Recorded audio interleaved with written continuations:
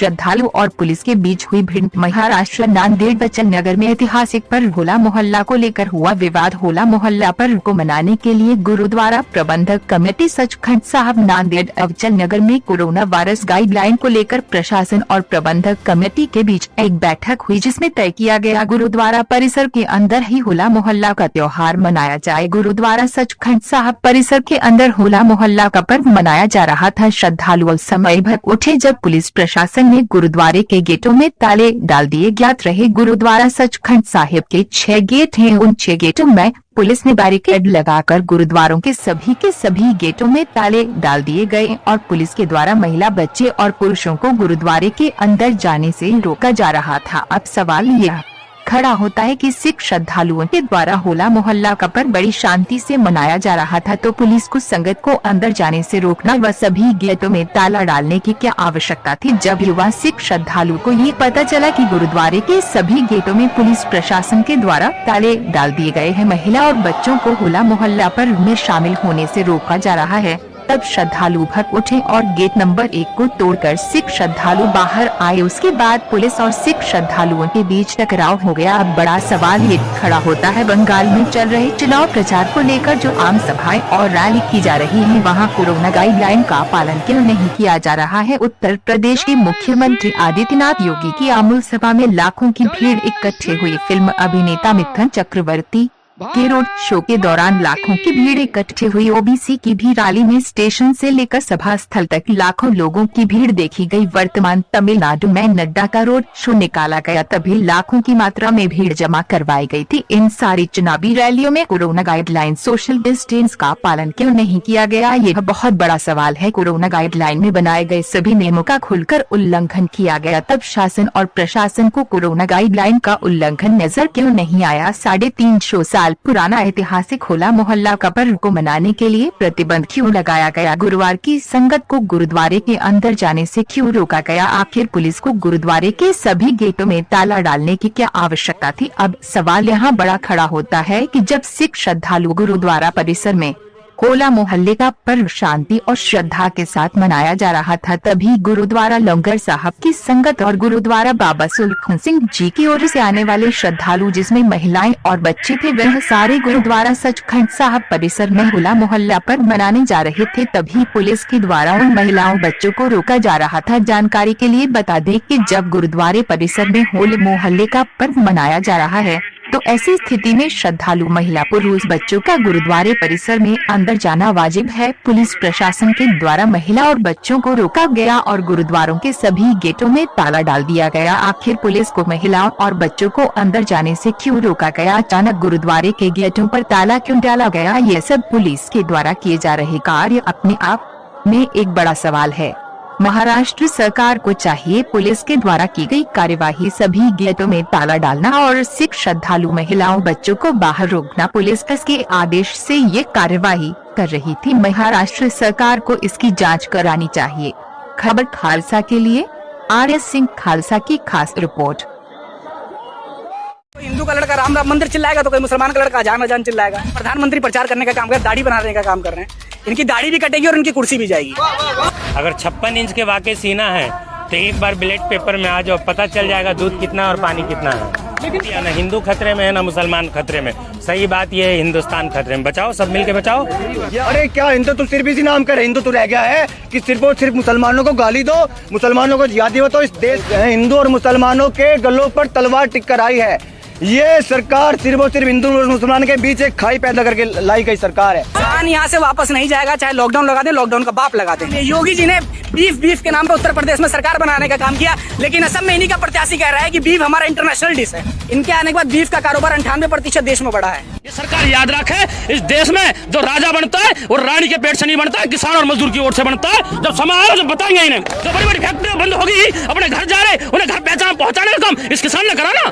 ये बात करते हैं प्रधानमंत्री ने, जिस देश के 300 बेटे शहीद हो गए हो एक आजादी की लड़ाई के लिए, एक अपने अधिकार के लिए, मान सम्मान के लिए, उनके लिए 2 शब्द नहीं कहे प्रधानमंत्री ने। प्रधानमंत्री जी मन की बात करते हैं रेडियो पे। अगर किसान को कोरोना के नाम पर छेड़ा गया, हटाने की कोशिश की, तो सरकार सुन ले, 1857 की देश में क्रांति आ जाएगी। उत्तर प्रदेश में जिस दिन आएंगे उत्तर प्रदेश की जनता झंडा और डंडा लेके बिल्कुल तैयार खड़ी है। हमें ये नहीं कहा था कि तुम्हारी डबल आय के नाम से तुम्हारी जमीनें छीन ली जाएंगी। हमसे ये नहीं कहा था कि अनलिमिटेड भंडारण का जो कॉन्सेप्ट लाके या 50 रुपए की 2 रोटी बेची जाएंगी। जिस दिन हमने शहीद भगत सिंह और शहीद आजम के रास्ते को अपना लिया, बीजेपी के लोगों को जगह नहीं मिलेगी क्योंकि जाए कहाँ। 300 से ज्यादा किसान हमारे शहीद हुए हैं, खून का बदला खून लिया जाएगा। और बीजेपी के नेताओं को समझा देना चाहता हूँ कि हमारे क्षेत्रों में ना जाए, अगर चले गए तो अपनी जो है खुद जो है सुरक्षा के जिम्मेदार होंगे, इसमें किसान का कोई दोष नहीं होगा। यही तो बोलेंगे ना भाई, इन्हें हटाओ और ऐसा आदमी बैठाओ जो इस देश में किसान और मजदूर की बात करेगा, वही इस देश में राज। बंगाल में जो इनके नेता हैं, जो इनके मंत्री हैं, कैसे बयान दे रहे हैं, कह रहे हैं ममता बनर्जी को बरमूडा पहन के प्रचार करना चाहिए, उन्हें टांग दिखाने का शौक है। उस दिन उन्होंने विधानसभा बिहार में देखिए किस तरह झंडे लाठी डंडे चलवाने का काम किया। जनता सड़क पे जनता की पिटाई हुई और सदन में विधायकों की पिटाई हुई। साहब आज क्या कर रहे हैं? साहब से अगर हम कृषि की व्यवस्था मांगते हैं तो राम मंदिर, स्वास्थ्य की व्यवस्था मांगते हैं राम मंदिर, सड़क मांगते हैं राम मंदिर, रोजगार मांगते हैं राम मंदिर। अरे राम मंदिर और मस्जिद से हमारा पेट चलेगा? सिंह हो, राजगुरु हो, सुखदेव हो, चंद्रशेखर आजाद हो, जब ये देश आजाद हुआ और आज तुम फिर ये काम कर रहे हो। कुछ पूंजीपति का पूरा देश बेचने जा रहे हो। आज बैंकों की हालत बताओ ना क्या है, देश की अर्थव्यवस्था बताओ ना क्या है, कहाँ रोजगार चलेगा देश का, कहाँ चिकित्सा चलेगी, कहाँ अर्थव्यवस्था चलेगी, कहाँ स्वास्थ्य चलेगा देश का। बांग्लादेश की तरफ तो हम थे, लड़ाई तो हमारी पाकिस्तान से थी, तो प्रधानमंत्री जी तो सीधे तौर पे पाकिस्तान के लिए लड़ाई लड़ रहे थे, यानी कि प्रधानमंत्री जी तो देशद्रोही है।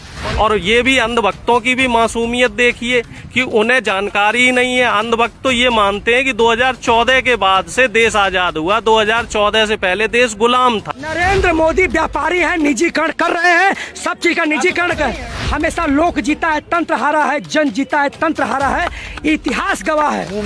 प्रधानमंत्री, तुमने कहा था कि हम 1 सर के बदले 10 सर लाएंगे, लेकिन तुम जो है ना उसके आप बिरयानी खाने जाते हो, तो मेरा डो मनना चाहिए। उन्होंने क्या कहा था 2013 में कि जैसे जैसे रुपया गिरता है प्रधानमंत्री की इज्जत गिरती है। माननीय प्रधानमंत्री जी, ये मेरे शब्द नहीं है, ये आपके शब्द है 2013 के। आप थूक के चाटने वाले लोग हैं। इस मोदी को किसी नाचने गाने वाले से पल्ला पड़ा था, किसी सिख और किसी मौलवी से पल्ला नहीं पड़ा था। आज सिख और मौलवी से पल्ला पड़ा है। ये बताओ हिंदुओं के लिए क्या किया इनने? कुछ नहीं किया। हिंदू का कोई नेता नहीं। जितने बलात्कार हुए सब हिंदू बेटियों के हुए और जितने इनकाउंटर हुए सब हिंदुओं के हुए।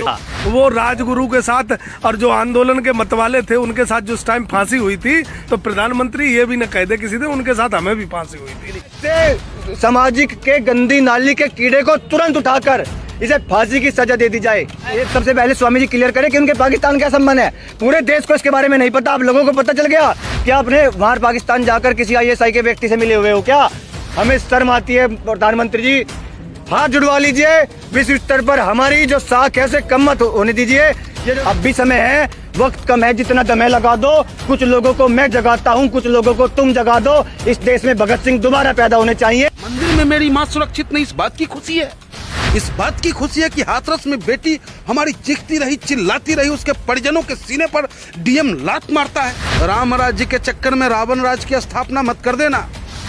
हमारे आदरणीय प्रधानमंत्री जी को विदेश में अगर सम्मान मिलता है तो वो भी राष्ट्रपिता महात्मा गांधी की वजह से सम्मान मिलता है, ना कि नाथूराम गॉडसे की वजह से।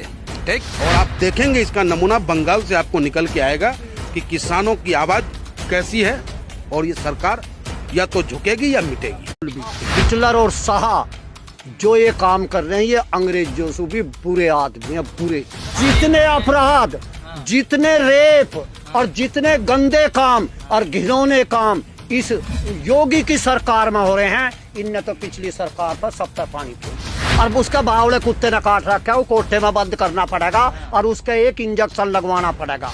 कोर्ट की चोट ऐसी मारेंगे इस भाजपा का जो मुख्यमंत्री बन रहा प्रधानमंत्री, इसे भी पैदल हवाई जहाज ना दे मैं बेईमान को, यो गुजरात जावेगा, दिल्ली नहीं रहने देने के। बताओ, प्रचार मंत्री हैं लोग ना। अरे फोटो जीवी लोग हैं। प्रधानमंत्री जी ने जिस तरीके से आंदोलन जीवी कहा था, आंदोलन जीवी करके तो तुम प्रधानमंत्री बन गए। राम को बेचने का काम किया, धर्म की बात करते हैं। विवेकानंद से बड़ा कोई हिंदू है? इन्होंने विवेकानंद की चरित्र हत्या करने का काम किया।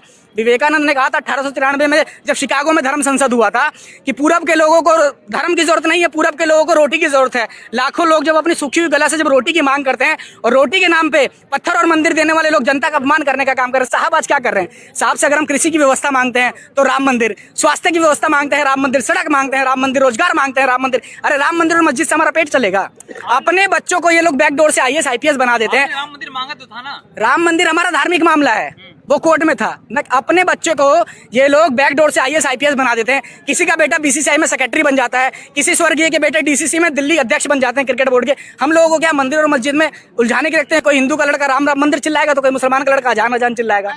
किसान कहीं नहीं डरा। आप आज की तादाद देखिए। रही बात जो आंदोलन था 4 महीने से बॉर्डर पर चल रहा था, लेकिन ये आंदोलन पूरे देश में बहुत बड़ा रूप ले रहा है। आपको सिर्फ बॉर्डर दिख रहा है, लेकिन आपको जो किसान महापंचायत जो पूरे देश में हो रही है, और उतनी हजूम आज तक किसी राजनीतिक रैली में हजूम नहीं हुई, चाहे किसी भी दल की हो, जितनी किसान रैली में हजूम हो रही है। गाँव में, शहरों में, घर गली में किसान आंदोलन पहुंच चुका है। और रही बात किसान खेती करने जा रहे हैं और सिर्फ 4 घंटे की पुकार। अगर हमारे किसान नेता अगर आज कहते ना कि 4 घंटे में भर दो सड़क, तो यहाँ से लेके पूरा दिल्ली तक किसान ही किसान और ट्रैक्टर ही ट्रैक्टर नजर आएंगे। बिल्कुल रहेंगे। अरे हमें एक बार हमारा नेता कह दे तो यहाँ हजूम 4 घंटे में भीड़ हो जाएगी। आप लोग गिन नहीं पाएंगे। पार्लियामेंट में बेचेगा, कोई तैयारी ऐसी हो रही है? कैसे? राकेश टिकैत ने कहा किसान अपनी फसल पार्लियामेंट में जाके बेचेगा। बिल्कुल तैयारी हो रही है, बिल्कुल तैयारी हो रही है। अरे हम बता तो रहे, हम चाहे तो मोदी जी के घर में बैठ जाएं हम।